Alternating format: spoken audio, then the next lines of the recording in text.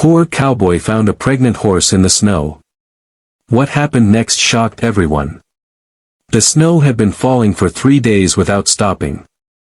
Not the gentle kind that children love, but the cruel, endless white that swallowed roads, fences, and hope itself. In the high plains near the small town of Red Willow, winter was not just a season, it was a test of survival. And Ethan Cole was failing that test. At 38, Ethan was already worn down by life. His small ranch sat on borrowed land at the edge of town, and his bank account was as empty as his old barn. His cattle herd had shrunk year by year, and last winter he had lost his only horse, the one thing that made a cowboy feel whole. People in Red Willow called him Poor Ethan. Not cruelly. Just honestly. That morning, Ethan pulled his threadbare coat tighter around himself and stepped out into the storm. He had one goal: check the far fence line before the snow buried it completely. If the fence collapsed, wild animals would move in, and that would be the end of what little livestock he had left. The wind screamed across the plains like something alive. Just one more round, Ethan muttered to himself. Then I'll head back. He walked slowly, boots sinking deep into the snow. Every step burned.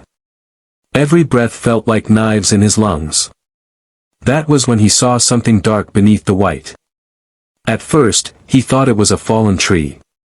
Then it moved. Ethan froze. "Hello?" he called out, his voice swallowed by the wind. He stepped closer, brushing snow aside with his gloved hands. His heart slammed against his ribs when the shape became clear. It was a horse. A mare. And she was barely alive. Buried but breathing. The horse was half buried in snow, her body stiff and trembling. Frost clung to her eyelashes. Her sides rose and fell weakly, each breath a struggle. Ethan dropped to his knees. "Oh no, no, no, no," he whispered. As he cleared more snow, he noticed something else, something that made his stomach twist. Her belly was swollen. "She's pregnant," he breathed. The mare let out a faint, broken whinny, as if she knew she had been found. Ethan looked around wildly. There were no houses nearby. No shelter. No tracks.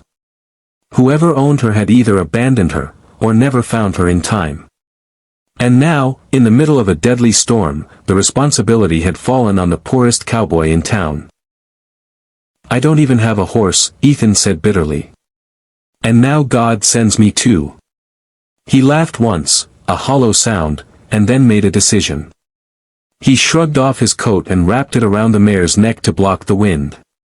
Then he leaned close to her ear.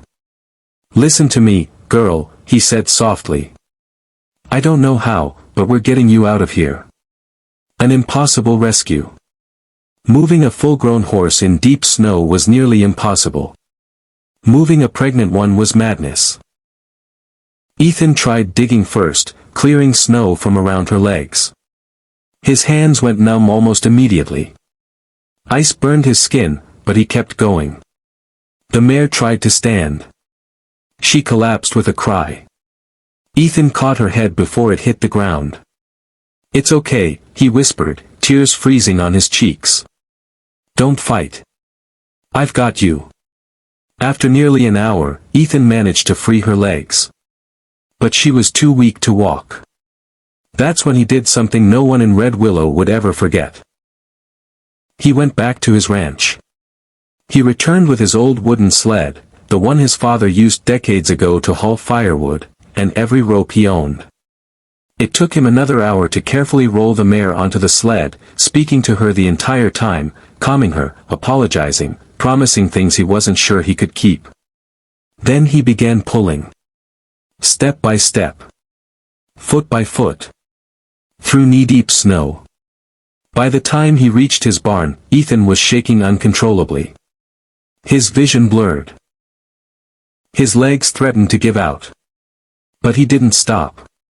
Because the mare was still breathing. A warm barn and a cold reality. The barn was old and drafty, but it was shelter. Ethan spread fresh straw, lit a small heater, and wrapped the mare in blankets meant for cattle. He rubbed her legs to restore circulation, just like his father had taught him long ago. When she finally opened her eyes fully and looked at him, something passed between them. Trust. You're safe, Ethan said quietly. As safe as I can make you. That night, Ethan didn't go inside his house. He slept in the barn. He woke every hour to check her breathing. By morning, the storm had passed. But the real trouble had just begun. The town finds out. Word traveled fast in Red Willow. By noon, neighbors gathered outside Ethan's barn, peering in with worried faces. Where'd you find her? Does she belong to anyone? She won't make it. Ethan heard it all. She's pregnant, he told them. And she's not going anywhere. A rancher named Hank Morris shook his head. Vet alone will cost you more than she's worth. Ethan met his gaze. She's worth her life. People exchanged looks. Poor Ethan. Always making impossible choices. That afternoon, the town veterinarian arrived. She examined the mare carefully, her expression serious. She's severely hypothermic, the vet said. And close to giving birth.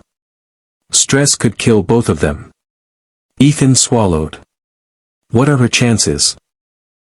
The vet hesitated. If she survives the night, maybe. The cost of treatment was written on a clipboard. Ethan stared at the number. He didn't have even half. A cowboy's choice. That evening, Ethan did something he swore he'd never do. He walked into the town auction house and put his last 3 cows up for sale. They're all I've got, he told the auctioneer. By sunset, the deal was done.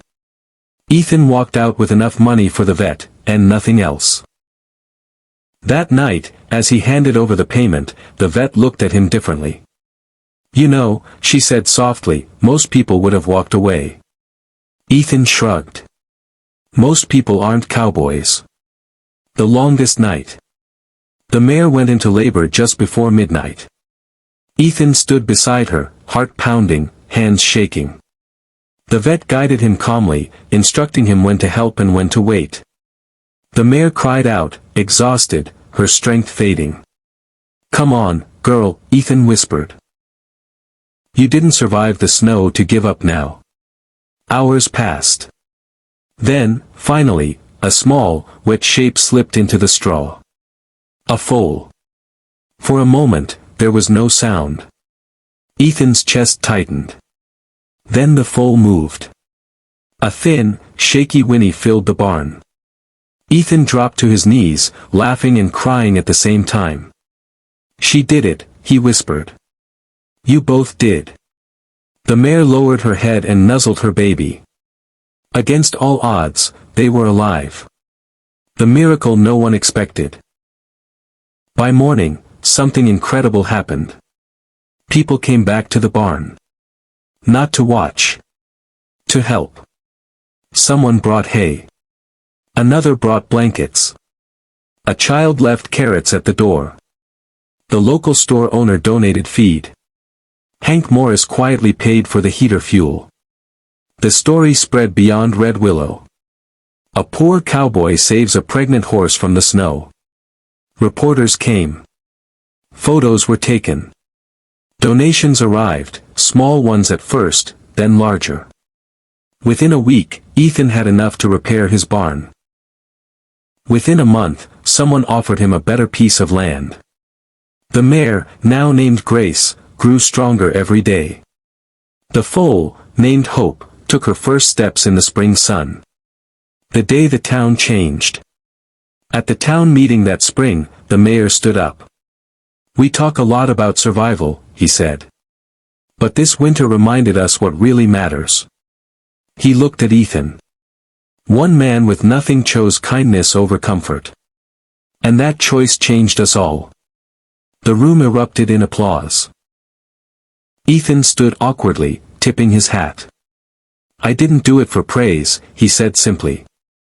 I did it because she needed someone. Epilogue, More Than a Cowboy. Years later, children would visit Ethan's ranch to see the famous mare and her foal. They'd ask, "Weren't you scared?" Ethan would smile. "Every day," he'd say. "But courage isn't about not being scared. It's about doing the right thing anyway."